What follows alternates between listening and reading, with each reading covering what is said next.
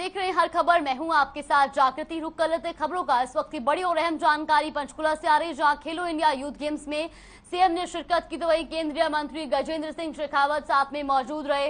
खेल मंत्री संदीप सिंह ने उनका स्वागत किया। तो वही मुख्यमंत्री मनोहर लाल ने बयान देते हुए कहा कि इससे पहले खेलो इंडिया के हो चुके हैं 3 आयोजन। कोविड की वजह से 2 बार गेम्स टाले गए और अच्छे वातावरण में खेलो इंडिया यूथ गेम्स जारी है।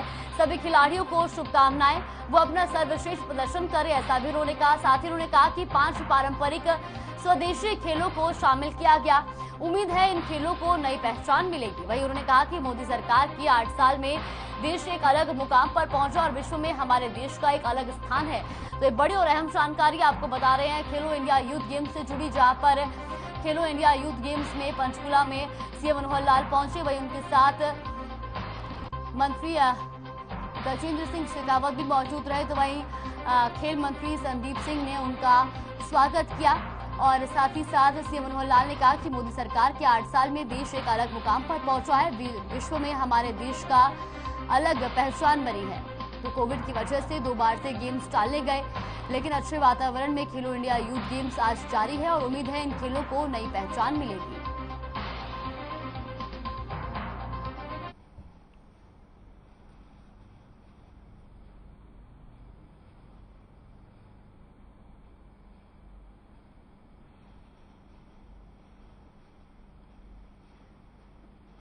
तो वहीं मोदी सरकार के 8 सालों में देश को एक अलग पहचान मिली है, ऐसा भी सीएम ने कहा। और तस्वीरें आप देख सकते हैं जहां पर सीएम मनोहर लाल वहां पर मौजूद हैं और खेलो इंडिया यूथ गेम्स में पंचकुला में सीएम मनोहर लाल मौजूद है, जहां पर खेल मंत्री संदीप सिंह ने शॉल उठाकर उनका अभिनंदन किया, उनका स्वागत किया। साथ ही साथ इस मौके पर उनके साथ केंद्रीय मंत्री गजेंद्र सिंह शेखावत भी उपस्थित रहे और वही उन्होंने कहा कि 5 स्वदेशी खेलों को भी इस बार खेलो इंडिया यूथ गेम्स में जगह दी गई है और उम्मीद है कि इससे उनको खेलों में एक नई पहचान मिलेगी।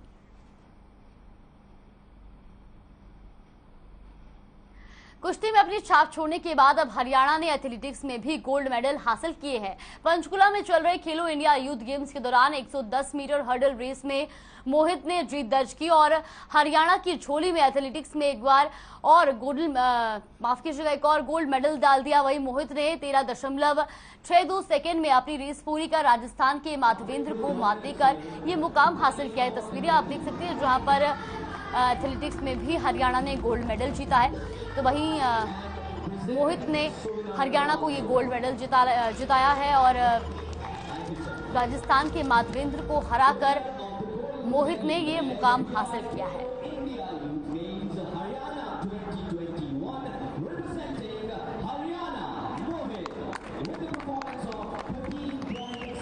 स्पोर्ट्स स्कूल में छोड़ दिया था घर वालों ने, प्रताप स्कूल में, तो वहीं से स्टार्ट कर दी। फिर वहाँ से अखाड़े में चला गया।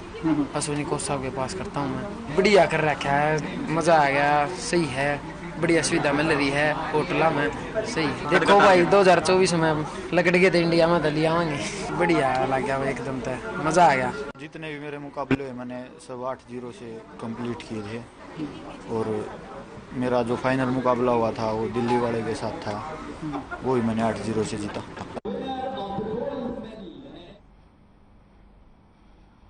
और रुक करते बड़ी खबर का। बड़ी और अहम जानकारी केंद्रीय मंत्री गजेंद्र सिंह शेखावत का बयान। उन्होंने कहा कि पीएम मोदी के नेतृत्व में देश में खेलों का स्तर सुधरा, खिलाड़ियों को सही प्रशिक्षण देना सरकार की उपलब्धि है। साथ ही उन्होंने कहा कि 5 स्वदेशी पारंपरिक खेलों को शामिल किया गया है, इन खेलों को नई पहचान मिलेगी।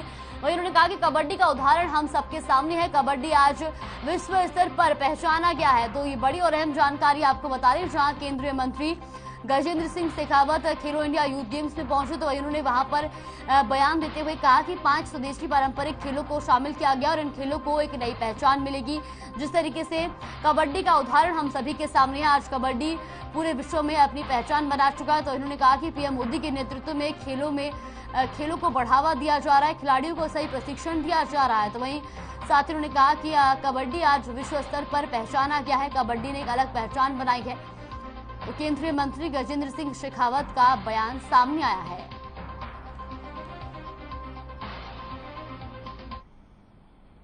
पंचकुला में ट्रैक एंड फील्ड के पहले मुकाबले में एथलीटों की पदक सेरेमनी में पंजाब के राज्यपाल और यूटी चंडीगढ़ के प्रशासक बनवारी लाल पुरोहित ने शिरकत की। इसके बाद उन्होंने ए स्टार वैज्ञानिक प्रशिक्षण और पुनर्वास केंद्र का दौरा भी किया। ये उत्तरी भारत का पहला ऐसा केंद्र है जहां खिलाड़ियों के लिए आधुनिक सुविधा होगी। वहीं राज्यपाल ने पहली बार खेलो इंडिया यूथ गेम्स में शामिल किए गए देसी खेलों में से एक मलखंब कोर्ट का भी दौरा किया। वहीं वहां पर रोप मलखंब, पोल मलखंब और हैंगिंग मलखंब पर खिलाड़ियों के प्रदर्शन को देखा। बता दें कि खेलो इंडिया यूथ गेम्स को लेकर ताऊ देवीलाल खेल परिसर को अंतर्राष्ट्रीय मापदंडों के अनुसार तैयार किया गया है। Synthetic athletic track, elevated track और सैंड ट्रैक एथलेटिक्स की पहली पसंद बन चुका है। एथलेटिक्स से जुड़ी भारतीय खेल फेडरेशन के तकनीकी और खेल विशेषज्ञों की नजर एथलीट्स के प्रदर्शन पर रही और उनका लक्ष्य आने वाले ओलंपिक के साथ बड़ी खेल प्रतियोगिताओं के लिए एथलीट का चयन करना है।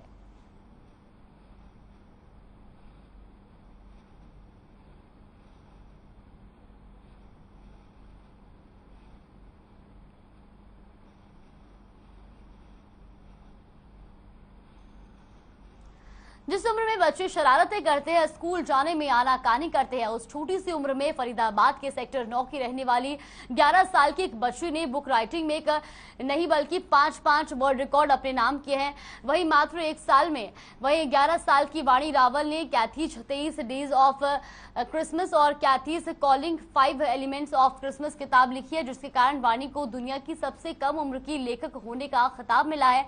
आपको बता दें कि वाणी को सिंगिंग, डांसिंग और चेस खेलने का भी शौक है।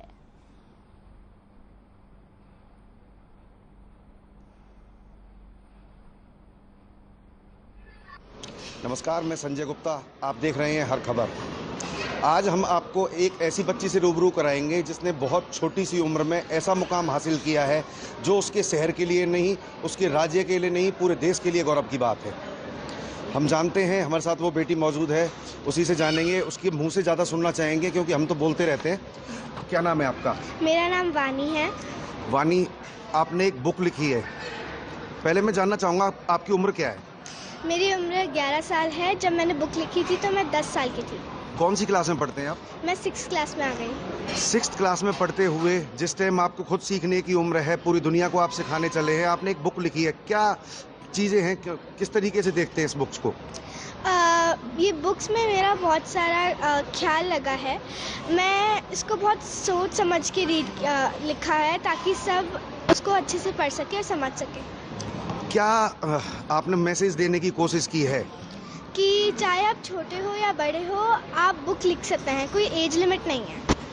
अभी बुक को लेकर मैं देख रहा हूँ कि बहुत सारे आपको अवार्ड्स मिले हैं। कहाँ से ये अवार्ड मिले आपको? मुझे India Book of Records, Asia Book of Records, World Book of Records, International Book of Records और Bravo World International Book of Records. इतनी छोटी सी उम्र में इतने सारे मेडल, कहीं ऐसा तो नहीं कि इनके बोझ तले कहीं आप दब तो नहीं जाओगे? अभी आगे क्या प्लानिंग है आपकी? मेरा प्लान ये है कि मैं बस ऐसे ही बुक्स लिखते जाऊं और पूरे ऑडियंस को इंस्पायर करते जाऊं। क्या है इस बुक्स में, किस तरीके की इसमें स्टोरी है? बेसिकली एक क्रिसमस के बारे में है, एक लड़की के बारे में है, कैथी, जो एक छोटे जादूगर से मिलती है जिसका नाम है क्वेस्टार। तो अभी मेरे को बताया गया था कि ये पहली बुक है, इसके साथ में इसकी सेकंड पार्ट भी जल्दी आने वाला है। कब तक आएगा वो सेकंड पार्ट? वो पब्लिश तो हो चुकी है बुक, लेकिन अब बुक रिलीज थोड़े दिन बाद हो जाएगी। आप अपना आदर्श किसको मानते हैं? मैं अपना आदर्श अपनी माँ को मानती हूँ। क्यों? क्योंकि वो मुझे हर वक्त सपोर्ट करती रहती है और उनकी वजह से ही मैं इधर हूँ जहाँ मैं हूँ। अभी जैसे आमतौर पे होता है कि वर्ल्ड रिकॉर्ड आपने बना लिया, वर्ल्ड रिकॉर्ड से ऊपर कहाँ जाना चाहेंगे? क्या आपकी मानसिकता है, कहाँ तक पहुँचना चाहते हो? मैं एक पब्लिश ऑथर बनना चाहती हूँ, बड़े बनकर। क्या मैसेज देना चाहेंगे अपनी उम्र के बच्चों को, कहें, या फिर आप तो विद्वान हैं, बच्चा कहना बड़ा मुश्किल से हो रहा है आपको, अपनी उम्र के बच्चों को क्या कहना चाहेंगे? कि पेन की ताकत बहुत होती है। अगर आप अपनी बुक स्टार्ट करें तो आप अपने थॉट्स एक्सप्रेस कर सकते हैं। देखिए किस तरीके से इस बेटी ने मुकाम हासिल किया है, पूरे देश को गौरवान्वित होने का मौका दिया है और अपनी उम्र के बच्चों को भी बिल्कुल साफ तरीके से मैसेज देना चाहती है कि कोई उम्र छोटी या बड़ी नहीं होती, किसी भी उम्र में अचीवमेंट हासिल की जा सकती है। संजय गुप्ता, हर खबर, फरीदाबाद। रावल। आप वानी की मदर हैं? वानी की मदर हूँ। वानी शुरू से कैसी थी जब अब इस क्लास स्कूल ले रही है? वानी शुरू से ना और बच्चों से बहुत अलग है, बहुत अलग है, क्योंकि और बच्चे जहाँ टीवी देखते हैं, शरारत करते हैं, उसको ऐसा शुरू से ही शौक नहीं था। उसको अपना 1 मिनट वेस्ट करना पसंद नहीं है। वो हमेशा कुछ ना कुछ करती रहती है, हमेशा हर चीज़ में, और बहुत मेहनत करती है। और बड़ी है आपकी बेटी? मेरी एक ही बेटी है। एक ही बेटी है? वो एक ही बहुत है, एक ही बहुत है। 19 जून को रतिया में शहरी निकाय के चुनाव होने जा रहे हैं, तो वही चुनाव को लेकर प्रशासन की ओर से तैयारियां पूरी कर ली गई हैं। आपको बता दें कि शहर के 17 वार्डों में मतदान के लिए 30 बूथ बनाए गए हैं, जिस पर शहर के 26,336 के करीब लोग मतदान करेंगे। इसी को लेकर दतिया एसडीएम ने शहर में बनाए गए बूथ केंद्रों का निरीक्षण किया और अधिकारियों को दिशा निर्देश भी दिए। तो वही मीडिया से बातचीत करते हुए एसडीएम वीरेंद्र सिंह ने बताया कि बूथों का निरीक्षण किया जा रहा है और वहीं 30 में से 20 बूथों का निरीक्षण किया जा चुका है। साथ ही उन्होंने कहा कि चुनाव शांतिपूर्वक करवाने के लेकर प्रशासन की पहली प्राथमिकता रहेगी।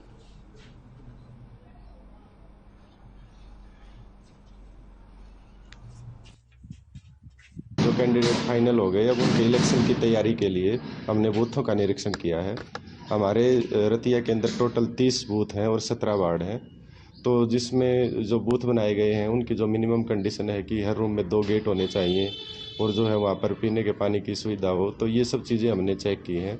लगभग आज 20 के करीब बूथ चेक किए मैंने, और जो है 10 या 12 बूथ जो है वो कल चेक करूँगा। चरखी दादरी में सीवरेज व्यवस्था काफी समय से चरमराई हुई है, जिसको लेकर जिला उपायुक्त श्यामलाल पुनिया ने शहर के लोहारू रोड का औचक निरीक्षण किया और अधिकारियों को सीवरेज व्यवस्था का जल्द समाधान करने के लिए निर्देश दिए। जिला उपायुक्त श्यामलाल पुनिया ने स्थानीय नागरिकों से नालों में कचरा न डालने की अपील की। जिला उपायुक्त ने अपील करते हुए कहा कि दुकानदार नालों में कचरा न डालें, क्योंकि कचरा डालने की वजह से नालों में ब्लॉकेज होता है और इससे वजह से दूषित पानी ओवरफ्लो होने लग जाता है। तो चरखी दादरी की खबर आपको बता दें, जहां पर जिला अधिकारियों को सख्त निर्देश दिए गए। वही जिला उपायुक्त ने सड़कों का औचक निरीक्षण किया और साथ ही साथ दुकानदारों को भी कड़े निर्देश दिए कि वो नालों में कूड़ा कचरा ना डालें, क्योंकि कूड़ा कचरा डालने की वजह से ही नालों में ओवरफ्लो होता है। उद्देश्य सफाई करना ही होता है, जैसा आप सबको पता है। अभी मानसून सिर्फ है और कभी भी ऑन साइड इसका हो सकता है, तो उसको देखते हुए जो रोड साइड ड्रेन है उनकी क्लीनिंग का, और उसमें आगे पॉलीथीन या जो भी रोड साइड में मलबा पड़ा है वो नाले में गिर के जो सफाई करिए उसमें दोबारा से खराबा ना कर दे। इसको लेकर ये सफाई अभियान जारी है। इसमें पूरा हमारे प्रशासन के अधिकारी, समस्त विभागों के अधिकारी, कर्मचारी और जो व्यापार मंडल के पदाधिकारी और उनके जो कर्मचारी, उनका भी सहयोग। साइबर सिटी में इन दिनों पड़ रही भीषण गर्मी को देखते हुए सबका सहयोग नामक स्थान के राहगीरों की प्यास बुझाने का बड़ा कदम उठाया। इसी कड़ी में संस्था ने साइबर सिटी के न्यू रेलवे रोड पर मीठे पानी की छबील लगाकर लोगों को पानी वितरण किया। संस्था की माने तो राहगीरों को पानी पिलाने के लिए ना तो प्लास्टिक के ग्लास और ना ही डिस्पोजल ग्लास का इस्तेमाल किया गया। उन्होंने स्टील के ग्लास में लोगों को पानी पिलाया है। वही संस्था ने पानी पिलाने के साथ साथ पर्यावरण का भी ख्याल रखा है। तो तस्वीरें आप देख सकते हैं, जहां पर सबका सहयोग नामक संस्था ने छबील लगाई है और लोगों को यहां पर लोगों की प्यास बुझाने का काम किया जा रहा है। और साथ ही साथ आपको ये बता दें कि इस दौरान न तो प्लास्टिक के ग्लासों का इस्तेमाल किया गया है और ना ही डिस्पोजल ग्लास का इस्तेमाल किया गया है, बल्कि यहाँ पर स्टील के ग्लासों का प्रयोग किया गया है, ताकि लोगों की प्यास बुझाने के साथ साथ यहाँ पर पर्यावरण का भी ध्यान रखा गया है।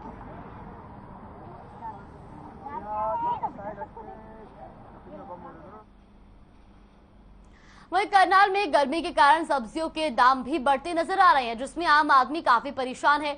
30 रुपए के बिकने वाला टमाटर अब 50 से 60 रुपए किलो बिक रहा है। तो वहीं गोभी, कटहल समेत अन्य सब्जियों के दाम बढ़ने से लोगों ने नाराजगी जताई है। साथ ही सब्जी मंडी में ग्राहकों में कमी आने से सब्जी विक्रेता भी परेशान है। सब्जी विक्रेता शिव कुमार ने बताया कि गर्मी के कारण सब्जी की पैदावार कम हो रही है, जिससे सब्जियों के रेट बढ़ाए गए हैं।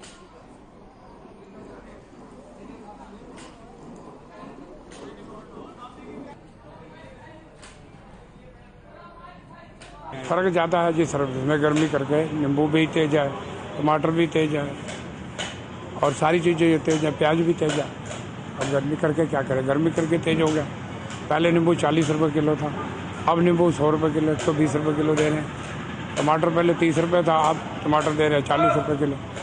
क्या करें, गर्मी की वजह से नींबू लेना पड़ता है। गरीब आदमी क्या करेगा, खाएगा तो खाना पड़ेगा, गर्मी में तो लेगा ही, और क्या करेगा। टमाटर में भी ज़रूरी है, नींबू भी ज़रूरी है जी खाना। गर्मी अधिक है, इस कारण हो रहा है। मंडी खाली पड़ी है, कहीं गाहक गुहक नहीं है। बताओ क्या करें लोग, हम लोग क्या करें, भूखे मर रहे हैं। खाली मंडी है, अब देख लो। पहले क्या दाम थे, अब क्या दाम? दाम तो पहले 20-25 था, अब 40 हो गया। 50-80 रुपये नींबू बिक रहा था, अब 120 रुपये हो गया। बिल्कुल खाली है मंडी, ना गाहक है ना कुछ है। टमाटर रेट दिन पर दिन बढ़ते जा रहे हैं। गरीब बंदे के लिए खाना मुश्किल हो गया। 50-60 रुपये किलो के हिसाब से मिल रहा है टमाटर में, जो कि सर्दियों में 10 के हिसाब से मिलता है। और नींबू तो की बात ही नहीं करो भाई, नींबू तो 120 रुपये किलो मिल रहा है, खरीदना मुश्किल हो रहा है। क्या कारण मानते हैं जो गर्मी ज़्यादा? एक तो गर्मी ज़्यादा है, एक कुछ महंगाई भी दिन पर दिन बढ़ती जा रही है। कई रीजन है इसके। खबर यमुनानगर से है, जहां हाथ में बंदूक लिए इंस्टाग्राम पर वीडियो डालकर खौफ बनाने वाला मशहूर आरोपी खन्ना पुलिस के हत्थे चढ़ गया है। दरअसल आरोपी अंशुल उर्फ खन्ना पर हत्या के प्रयास, लड़ाई झगड़े और लूट जैसे दर्जन भर संगीन मामले दर्ज है। साथ ही पुलिस ने इस पर 5000 रुपए का इनाम भी घोषित किया था। तो वही जिला एसपी मोहित हांडा ने बताया कि खन्ना पर कई संगीन अपराध करने का आरोप है। साथ ही पुलिस पर भी गोली चलाने का आरोप है इस पर दर्ज है, जिसमें उसके एक साथी राहुल को पहले ही पुलिस गिरफ्तार कर चुकी है। और अब सीआईए 1 की टीम ने खन्ना को गिरफ्तार कर बड़ी कामयाबी हासिल की है।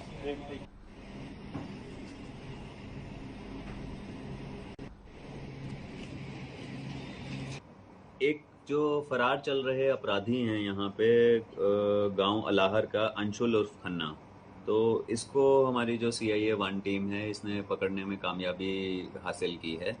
इस आरोपी के विरुद्ध मुताबिक रिकॉर्ड 12 मुकदमे जो हैं वो दर्ज हैं और काफ़ी सीरियस अपराध जो हैं वो इन्होंने किए हुए हैं। 307 अटेम्प्ट टू मर्डर, स्नैचिंग और आर्म्स एक्ट के तहत इनके खिलाफ कई मुकदमे दर्ज हैं।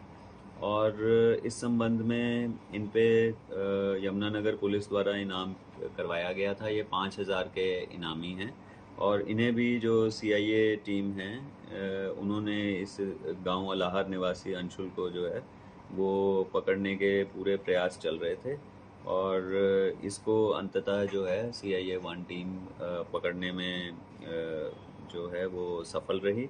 विशेष बात यह है कि सहारनपुर कुरुक्षेत्र रोड पे गोल्डी ढाबा के संचालक जो हैं उनसे इन्होंने रंगदारी मांगी थी, धमकी दी थी। इसके बारे में पुलिस विशेष तौर पे प्रयत्न कर रही। खबर झज्जर से है, जहां छावनी मोहल्ले में उस वक्त अफरा तफरी मच गई जब अज्ञात युवक का जला हुआ शव मिला। मोहल्ले वासियों ने देखा कि मृत व्यक्ति को लोहे की तार से बांध रखा है और पैर चूने से बंधे हुए हैं। घटना की जानकारी पुलिस को दी गई। सूचना मिलते ही मौके पर पहुंची झज्जर पुलिस ने मृतक का शव अपने कब्जे में लेकर नागरिक अस्पताल में पोस्टमार्टम के लिए भिजवाया। पुलिस मामले की जांच कर रही है और आसपास के क्षेत्र में लगे सीसीटीवी कैमरों को भी खंगाल रही है। तो झज्जर का ये पूरा मामला बताया जा रहा है, जहां पर एक अज्ञात युवक का जला हुआ शव मिलने से इलाके में हड़कंप मच गया। दवाई पुलिस ने शव को अपने कब्जे में सीसीटीवी कैमरे देख रहे हैं अभी, शनाख्त की कोशिश कर रहे हैं। पहले उन्हें भीषण गर्मी से राहत मिलेगी, लेकिन मानसून की देरी ने मुश्किलें बढ़ा दी है। दिल्ली एनसीआर के कुछ हिस्सों में लू का प्रकोप जारी है। उधर आईएमडीए ने आज भी इस कई हिस्सों में हीट वेव के अलर्ट जारी किए हैं। मौसम विभाग के मुताबिक दिल्ली एनसीआर में सूरज की तपिश का आलम यह है कि लोगों का घरों से निकलना मुश्किल हो गया है। वहीं नोएडा में न्यूनतम तापमान 30 जबकि अधिकतम तापमान 43 डिग्री सेल्सियस तक रहने की उम्मीद है। इसी तरह गाजियाबाद में भी मौसम का मिजाज कुछ इसी तरह रहने के आसार हैं। वहीं फरीदाबाद और गुरुग्राम में भी न्यूनतम तापमान 30 डिग्री जबकि अधिकतम तापमान 44 डिग्री तक रहने के आसार हैं और कुछ इलाकों में 45 के पार भी पारा जा सकता है। तो दिल्ली एनसीआर में भीषण गर्मी का आलम है और लोगों को भी इससे कई दिक्कतों का सामना करना पड़ रहा है। सड़कें वीरान नजर आ रही हैं और लू के प्रकोप से भी लोग घरों से बाहर निकलने से बच रहे हैं।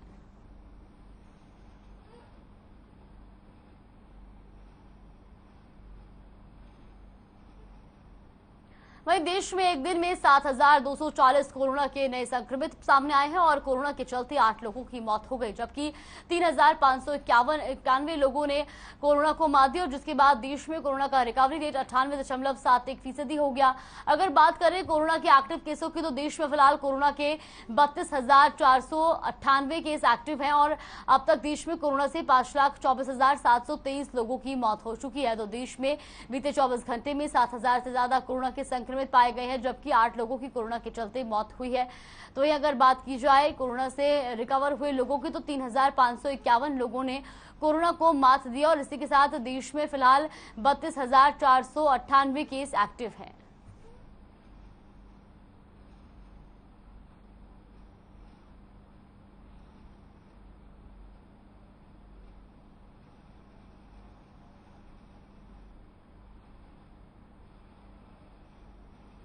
और अब बात कर लेते हैं प्रदेश में कोरोना की, क्योंकि हरियाणा में भी बीते 24 घंटे में कोरोना के 247 मामले सामने आए हैं। तो वही प्रदेश में कोरोना के चलते कोई भी मौत नहीं हुई और 155 लोगों ने कोरोना को मात दी है, जिसके चलते कोरोना का रिकवरी रेट 98.85% हो गया है।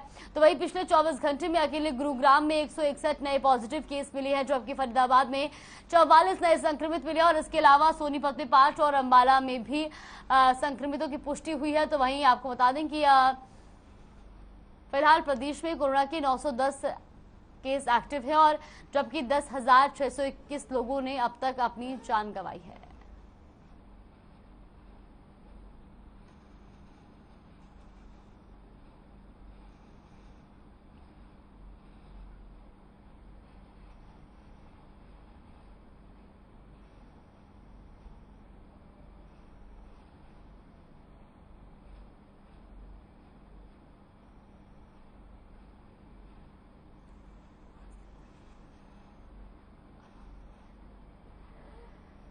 तो प्रदेश में भी कोरोना के संक्रमित जो है वो बढ़ते जा रहे हैं। बीते 24 घंटे में 247 कोरोना के एक्टिव केस वहां पर मिले हैं।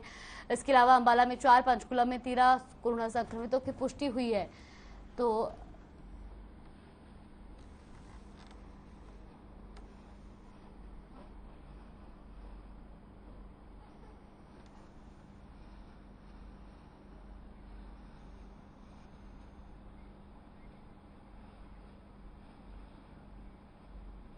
और रुक करते इस वक्त की बड़ी खबर की ओर। बड़ी खबर आ रही है चंडीगढ़ से, जहां राज्यसभा चुनाव को लेकर हलचल तेज हो चुकी है। तो ये बड़ी और अहम जानकारी आपको चंडीगढ़ से बता रहे हैं, जहां राज्यसभा चुनाव को लेकर हलचल तेज हो चुकी है। तो वही सुखविलास होटल पहुंचे मुख्यमंत्री मनोहर लाल, डिप्टी सीएम दुष्यंत चौटाला भी वहां पहुंच चुके हैं। उसके अलावा राज्यसभा चुनाव प्रभारी गजेंद्र शेखावत वहां मौजूद है। बीजेपी जेजेपी विधायक की वहां पर मीटिंग होनी है। तो राज्यसभा चुनाव को लेकर हलचल तेज हो चुकी है।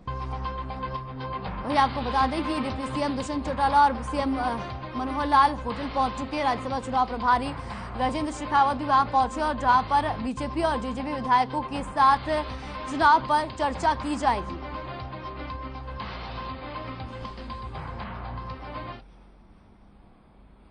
बुलेटिन में फिलहाल के लिए बस इतना ही। आप देखते रहिए हर खबर।